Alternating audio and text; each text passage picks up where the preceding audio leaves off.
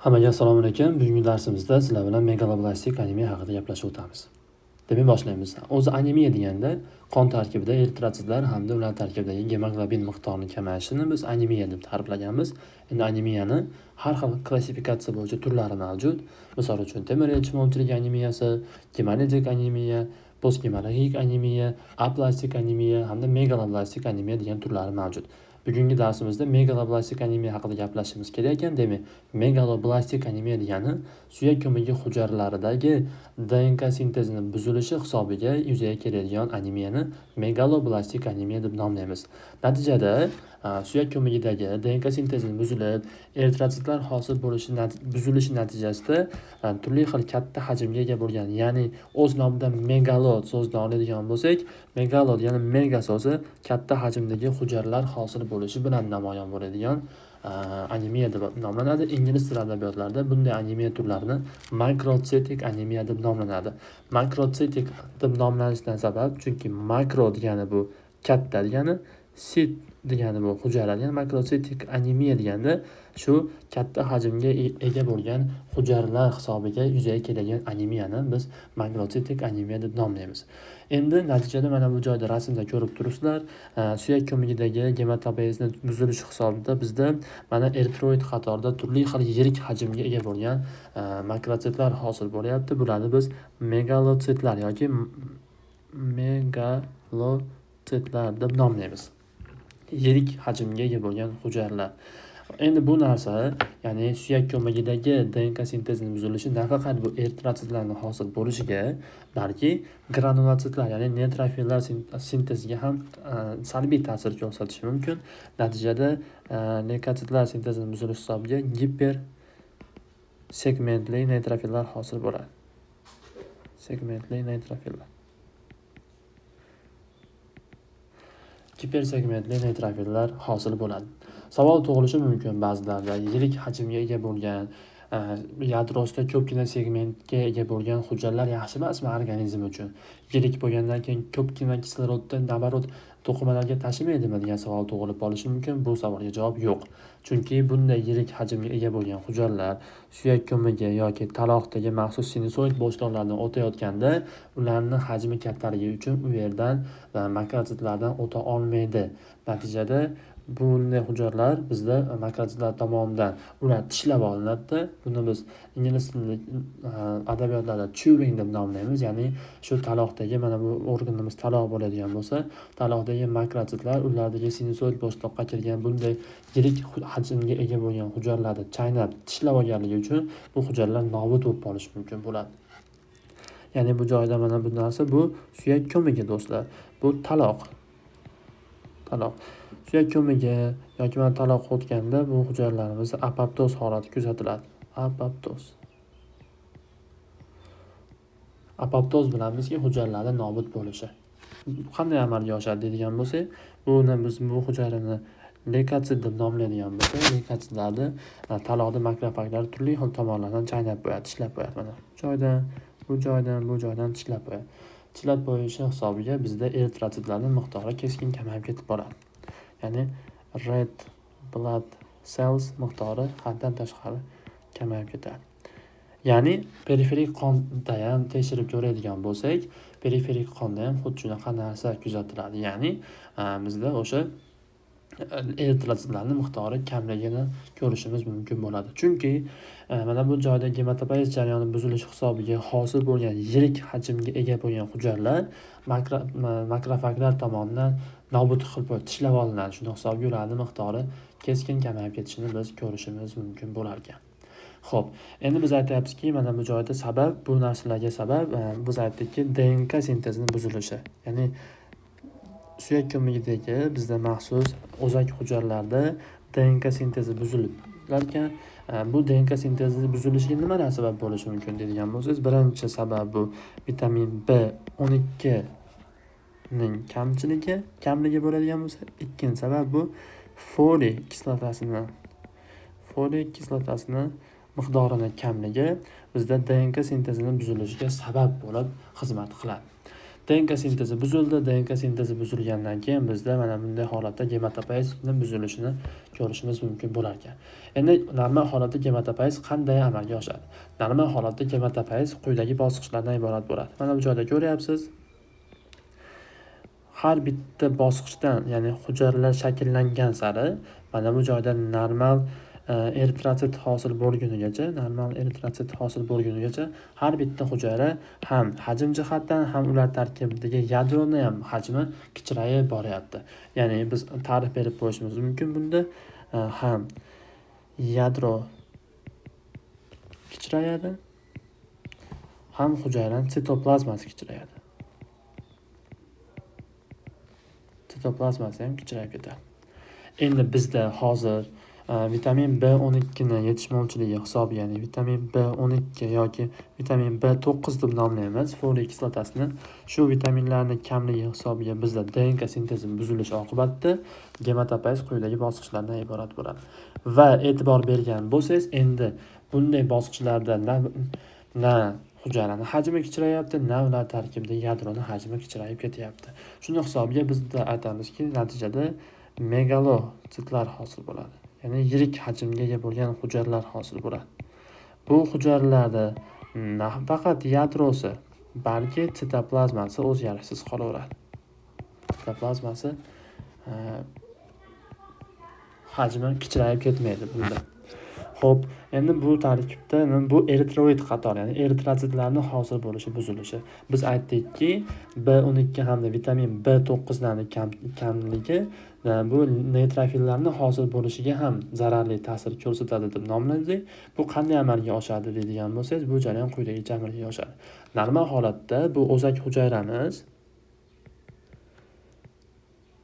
hujayramiz normal holatda agar vitamin B12 hamda vitamin B9 normal bo'lib turadigan bo'lsa, 3 ta yoki 5 ta segmentdan iborat bo'lgan, ya'ni yadrosi 3 ta yoki 5 ta segmentdan iborat bo'lgan neytrofil hosil bo'ladi. Chunki biz aytganmiz, neytrofillar granulositlar, ya'ni ularning yadrolari turli xil segmentlardan iborat bo'ladi.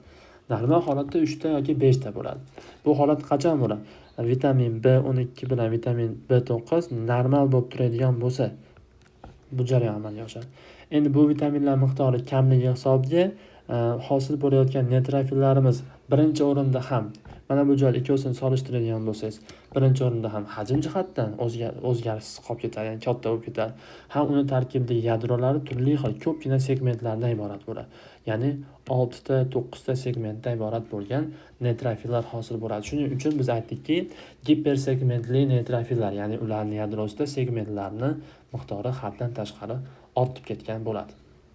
Xo'p, endi biz DNK sintezi buzilishi deb nomlayapmiz. Xo'p, DNK ni sintezi o'zi nima uchun kerak? DNK nima uchun kerak degan savolga javob beradigan bo'lsak, mana bu joyda biz DNK deb oladigan bo'lsak, DNK bu shu suyak ko'magidagi o'zak hujayralarimizga ta'sir ko'rsatib, ya'ni o'zi DNKs bo'ladi-da, o'zak hujayra deb oladigan bo'lsak, bu suyak ko'magidagi o'zak hujayrani normal holatda, uni yadrosi normal holatda bo'linib, normal shakllanib, undan normal eritrotsitlar, normal neytrofillar hosil bo'lishini ta'minlab beradi. Endi aksincha, bizda DNK ni sintezi kamaygandan keyin o'zak hujayralardagi DNK sintezi buzilib, yadrosi normal darajada bo'linmasligi oqibatida undan hosil bo'layotgan eritrotsitlar yoki ulardan hosil bo'ladigan neytrofillarda ham hajm jihatdan o'zgarishlar paydo bo'ladi. Bitta narsani eslab olish kerak, unutmaslik kerakki, hajm jihatdan kattalashyapti degani uni faoliyatini kuchaytiradi degan narsaga olib kelmaydi. Nabarot, bunda faoliyat bajarilmaydi, chunki biz aytdikki, mana bu joyda taloqda yoki suyak ko'magidagi o'sha biz aytganimiz retikuloendotelial tizimni o'tayotganda, retikuloendotelial tizimni makrofaglari tomonidan bu hosil bo'ladigan neytrofillar, eritrotsitlar chaynab, tishlab olishadi-da, bu hujayralar o'zini vazifasini bajara olmay qoladi. Xo'p, endi DNK ni sintezini buzilishi deyapmiz. DNK normal holatda sintezi uchun vitamin B12 hamda vitamin B9 kerak bo'ladi dedik. Qanday bo'ladi bu narsa? Qanday ularning vazifasi bor? Xo'p, bu vitaminlarimiz ikkita asosiy reaksiyada ishtirok etadi. Normal holatda birinchi o'rinda bizda hosil organizmga kirgan folat, ya'ni B9 vitamini dihidrofolatga aylanadi. Dihidrofolat tetragidrofolatga aylanadi.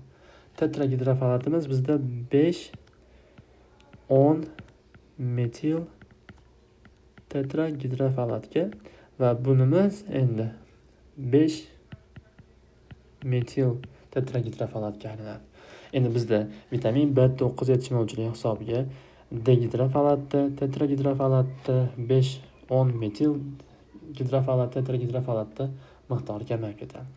Endi bizda bu 5-10 metil tetragidrofolat hosil bo'layotgan kimyoviy moddamiz uridindan timidin hosil bo'lishini ta'minlab berib turadi.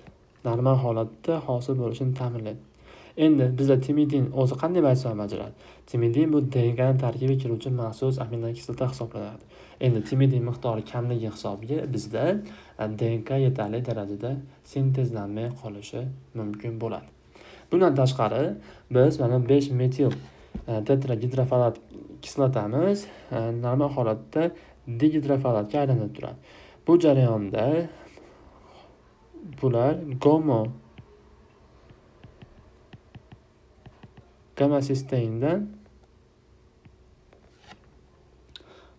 sisteindan do'stlar anaqaga aylanishini ta'minlab berib turadi. Ya'ni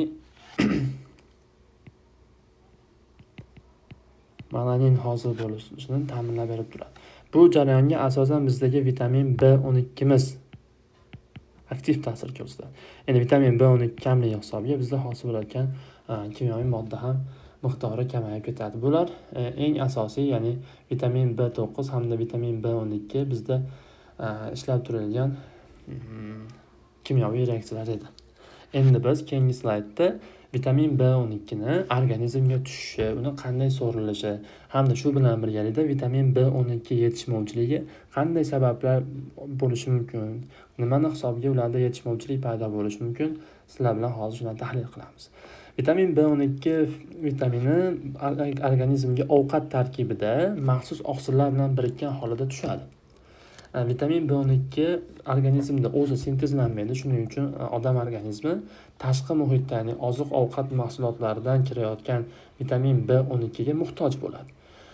Vitamin B12 jigarda depolanadi. Jigardagi depo holatda saqlangan vitamin B12 zaxirasi 5-6 yilga yetadi. Endi hozir biz o'zi vitamin B12 go'sht mahsulotlarida, sut mahsulotlarida, turli xil don mahsulotlarida ko'p bo'ladi.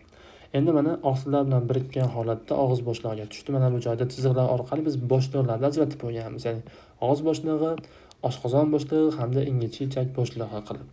Xo'p, endi og'iz bo'shlig'iga mana bu joyda biz aytdikki, oqsillar bilan birikkan holatda tushadi. Oqsillar bilan birikkan holatda tushgandan keyin bizda oshqozonga o'tadi.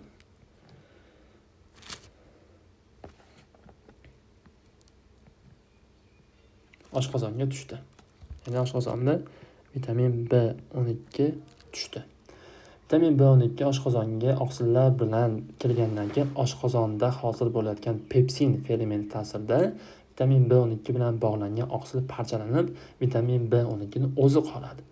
Vitamin B12 o'zi qolgandan keyin so'lak bezlaridan maxsus bizda kimyoviy modda hosil bo'ladi. Bu kimyoviy moddani otini gaptokorin deb nomlaymiz.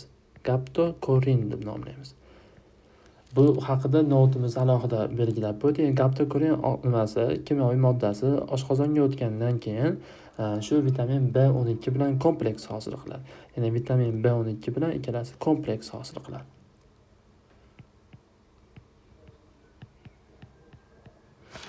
Rasm holatida chizadigan bo'lsak, bu vitamin B12, bu shu gaptokorin kimyoviy birikmasi.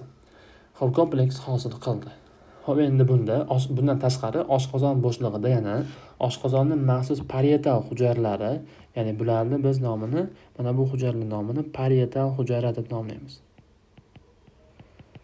Bilamizki, parietal hujayra birinchi o'rinda xlorid kislota hosil qiladi. Bundan tashqari parietal hujayralarımizdan aynan shu vitamin B12 so'rilishi uchun muhim bo'lgan kimyoviy modda bu Castle omili hosil bo'ladi.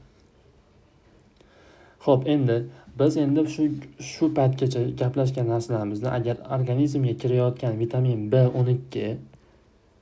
B12 kamaysa, bizda albatta vitamin B12 yetishmovchiligi paydo bo'lishi mumkin bo'ladi. Bunga nimalar sabab bo'lishi mumkin? Sabablarni gaplashib o'tamiz. Birinchi sababi bu vegetarian odamlar. Ya'ni o'sha go'sht mahsulotlari bilan oziqlanmaydigan odamlarni vegetarianlar deymiz. Vegetarianlar go'sht yemagandan keyin ularda vitamin B12 yetishmovchiligi kuzatilishi mumkin. Bundan tashqari bizda turli xil yosh bolalarda ham kuzatiladi vitamin B12 yetishmovchiligi. Bu qanday bolalar deydigan bo'lsangiz, odatda ona suti bilan oziqlanmaydigan, sun'iy aralashmalar yoki echki suti bilan oziqlanadigan bolachalarda vitamin B12 yetishmovchiligi kuzatilishi mumkin bo'lar ekan. Bundan tashqari biz aytdikki, vitamin B12 hosil bo'lishi, ularni so'rilishini ta'minlashda parietal hujayralardan hosil bo'layotgan kasl omilining ham ahamiyati katta. Agar kasl omili ham miqdori kamayib ketadigan bo'lsa, bizda vitamin B12 so'rilmay qolib ketishi mumkin bo'ladi. Endi bunga nimalar sabab bo'lishi mumkin? Bularning sabablarini bir qator hozir gaplashib o'tamiz. Birinchi sababi bu oshqozonni shu tub qismini ma'lum bir sohalarni olib tashlash, ya'ni gastroskopiya, gastroektomiya holatlari. Bundan tashqari gastritlar, ya'ni oshqozon shilliq qavatining yallig'lanish kasalliklari yoki bizda eng ko'p uchraydigan sabablardan, ya'ni eng alohida gaplash kerak bo'lgan sabablardan biri bu pernitsioz anemiya hisoblanadi.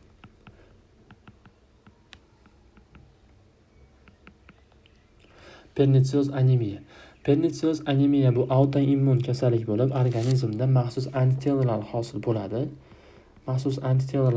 bo'ladi. Bu hosil bo'layotgan antitanalar oshqozonni birinchi o'rinda oshqozonning ya'ni parietal hujayralariga birinchi o'rinda ta'sir ko'rsatadi. Parietal hujayralarga ikkinchi o'rinda aynan shu parietal hujayralardan hosil bo'layotgan kasl omiliga ham ular zararli ta'sir ko'rsatishi mumkin bo'ladi. Natijada parietal hujayralardan hosil bo'layotgan yoki ajralib chiqqan kasl omilining miqdori kamayib ketadi.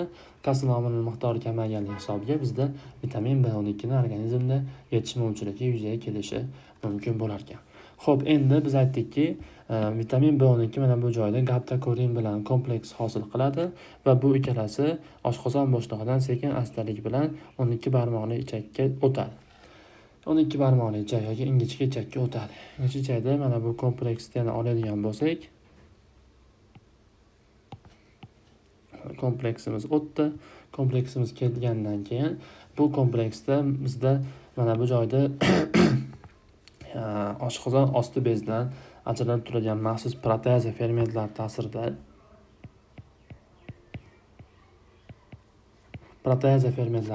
bu kompleksga ta'sir ko'rsatadi. Ya'ni bu kompleks mana bu joyda oladigan bo'lsak, mana bu kompleksga xo'p ikkiga ajratib yuboradi. Ya'ni vitamin B12 ni o'zi bir tomonda, ikkinchi tomonda gaptakorin ajralib bo'ladi kompleksi. Bunga mana bu joyda o'sha oshqozon osti bezidan ajralib chiqayotgan maxsus proteaza fermentlari o'zining ta'sirini ko'rsatadi. Xo'p, endi bu ajralib olgandan keyin oshqozonda biz aytaylikki, maxsus mana bu joydagi omil, ya'ni kasl omili ham sekin-astalik bilan o'zi anaqaga harakat qiladi. Ya'ni ingichka ichak bo'shlig'iga harakat qilib, shu ingichka ichak bo'shlig'iga o'tadi.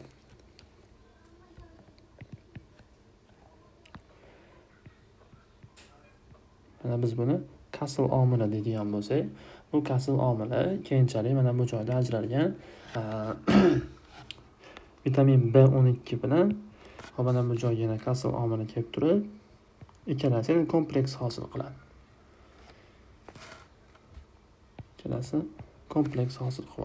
Ya'ni bir tomonda bu kasl omili, ikkinchi tomonda vitamin B12 kompleksi. Aynan bu hosil bo'lgan, ya'ni kasl omili hamda vitamin B12 kompleksi maxsus retseptor, ya'ni kubulin retseptori bilan ta'minlangan enterotitlar yordamida endotsitoz yo'li bilan o'tib, qon oqimiga maxsus o'tadi. Qon oqimiga o'tgandan keyin biz aytdik, mana bu joyda bu kasl omili, ikkinchi tomonda vitamin B12 kompleks holatda qon oqimi o'tadi. Qon aylanishga qonda maxsus transkobalamin oqsillari yordamida tashiladi. Xo'p, endi biz nimani gaplashishimiz kerak? Birinchi o'rinda proteaza fermenti kamchiligi hisobiga ham bizda so'rilish jarayoni buzilishi mumkin bo'ladi. So'rilish jarayoni buziladi. Bu holatlar qachon kuzatiladi? Ya'ni ingichka ichakka bog'liq bo'lgan maxsus holatlarda kuzatilishi mumkin bo'ladi. Bularda biz sizlar bilan hozir batafsil to'xtalib o'tamiz. Xo'p, birinchi o'rinda Kron kasalligi. Ya'ni ichak shilliq devoridan zararlanish bilan yuzaga kelgan kasalliklar. Xo'p, bundan tashqari surunkali diareya holatlari. Yoki bo'lmasa mikroflorani buzilishi yoki biz aytamiz disbakterioz holatda ham shu ingichka ichakda vitamin B12 ning so'rilishi buzilib qolishi mumkin bo'ladi. Bu endi biz o'zi gaplashib o'tdikki, ya'ni vitamin B12 ni yetishmovchiligiga sabab bo'ladigan omillar va birgalikda vitamin B12 ni qanday qilib organizmda so'rilishi hamda uni qanday qilib transport qilinishini gaplashib o'tdik. Xo'p, endi bu slaydimizda megaloblastik anemiyada qanday asoratlar yuzaga kelishi mumkin, shularni bir qator gaplashib o'tamiz. Asoratlar birinchi o'rinda shu gematologik asoratlar bilan namoyon bo'ladi. Gematologik asoratlar bu shunday asoratlarki, aynan qaysi turdagi qon shakl elementi kamayganligi hisobiga yuzaga keladi. Misol uchun, eritrositlar miqdori kamayyapti, anemiya kuzatiladi. Bosh aylanishi, taxikardiya, nafas olish sonining ortishi, teri rangining oqarishi, leykotitlar miqdori kamayishi hisobiga organizmning infeksion agentlarga nisbatan tolerantligi, ya'ni ularga qarshi himoya mexanizmi kamayib ketadi. Trombositlar sintezi buzilsa, trombositlar tarkibidagi o'zgarishlar yuzaga keladi, ya'ni turli xil gemorragiya holatlari yuzaga kelishi mumkin bo'ladi. Endi biz bu slaydimizda aynan vitamin B12 megaloblastik anemiya uchun xos bo'lgan va kamroq uchraydigan nevrologik asoratlar qanday yuzaga keladi, shuni biz sizlar bilan hozir gaplashib o'tamiz. Xo'p, yana bundan tashqari turli xil biokimik reaksiyalar biz o'rgandik. Bundan tashqari hujayralar mitoxondriyasida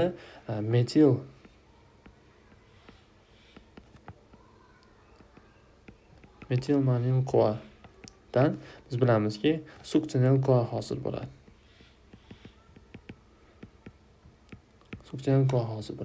Aynan bu reaksiyaning normal yuzaga kelishi uchun bizda vitamin B12 kofermentli vazifasini qilib turadi. Endi vitamin B12 yetishmovchiligi hisobiga vitamin B12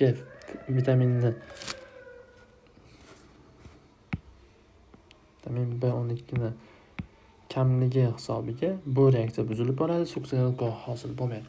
Endi biz bilamizki, metil-malanil CoA suksinil CoAga aylanmagandan keyin uni miqdori ortib ketadi.